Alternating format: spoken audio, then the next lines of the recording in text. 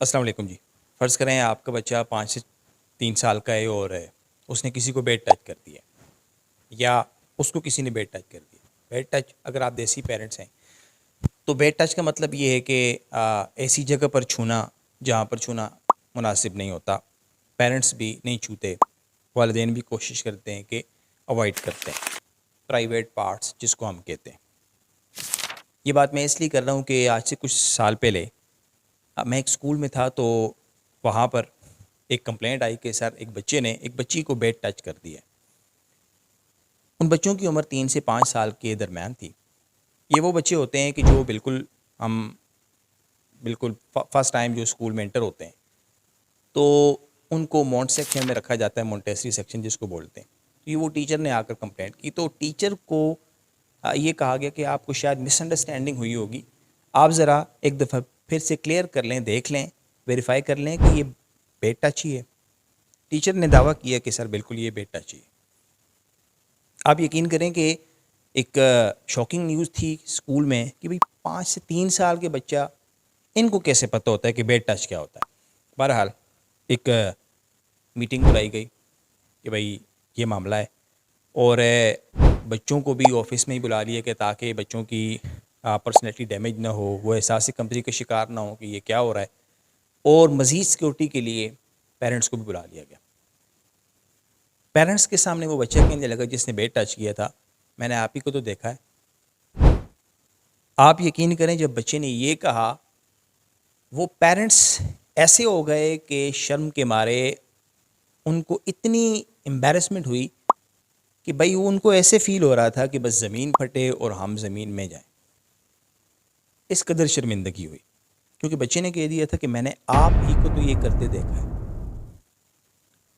اب ہمارے اسکول کے جو اسٹاف تھے ہم سب بھی شرمندہ ہو گئے کہ بھئی ہم ان کے ساتھ مزید کیا بات کریں. بہرحال معاملہ وہیں پر جو ہے نا وہ ختم کیا ہم نے. ویڈیو بنانے کا مقصد دوستوں بھائیوں یہ ہے کہ ایز اے پیرنٹ اگر آپ یہ ویڈیو دیکھ رہے ہیں, میرا میسیج آپ شاید سمجھ چکے ہوں گے کہ میں یہ کہنا چاہتا ہوں کہ آپ یہ بھول جائیے کہ بچہ کچھ نہیں جانتا. بچے کو کیا پتا؟ نہیں سر, بچہ بہت کچھ جانتا ہے. ہم دیسی پیرنٹس ہمیں پیرنٹنگ نہیں آتی. ہم یہ سمجھتے ہیں کہ تھپڑ ہی بچے کے لیے ٹریننگ بھی اور تربیت بھی. بس مار دھاڑ کے بچوں کو ٹھیک کر دینا, مار دھاڑ کر بچوں کو چپ کروا دینا, یہ ہم بچوں کی تربیت کر رہے ہیں. آپ یقین کریں یہ مار دھاڑ والا اب زمانہ ختم ہو چکا ہے. وہ حیا والے لوگ تھے, بولتے نہیں تھے, اب ایسا نہیں. میری ریکویسٹ یہ ہے کہ پرائیویسی کا ضرور خیال رکھیں. قرآن مجید میں ہے کہ 3 اوقات میں آپ کا بچہ بھی آپ کے کمرے میں آتے ہوئے دستک دے. تو اگر ہم قرآن کے اوپر ہی عمل کرنا شروع کر دیں, آپ یقین کریں ہمارے سارے کے سارے مسئلے حل ہو جائیں. لیکن اس طرح کے کیسز کا سامنا آپ ظاہر ہمیں کرنا پڑتا ہے اسکولز میں, کیونکہ ہم پبلک ڈیلنگ کر رہے ہوتے ہیں تو اسکول میں اس طرح کے کیسز سامنا کرنا پڑتا ہے. لیکن یہ جو کیس تھا یہ واقعی بہت زیادہ شاکنگ تھا ہم سب کے لیے, ٹیچرز کے لیے. تو میری ریکویسٹ یہ ہے کہ پرائیویسی کا ضرور خیال رکھیں. اگر آپ ایز اے پیرنٹ یہ ویڈیو دیکھ رہے ہیں اور اگر آپ کو اب تک لگ رہا تھا کہ نہیں جی بچوں کو کیا پتہ, بچے ویسے ہی جو ہے نا وہ ان کو کچھ نہیں پتہ ہوتا, ہم جو بھی کرتے ہیں وہ کچھ نوٹ نہیں کرتے. دیکھیں آپ کو گرائے واٹر کا ٹیسٹ ابھی تک یاد ہوگا, جبکہ وہ تب پیا جاتا ہے جب بچوں کے دانت نکل رہے ہوتے ہیں.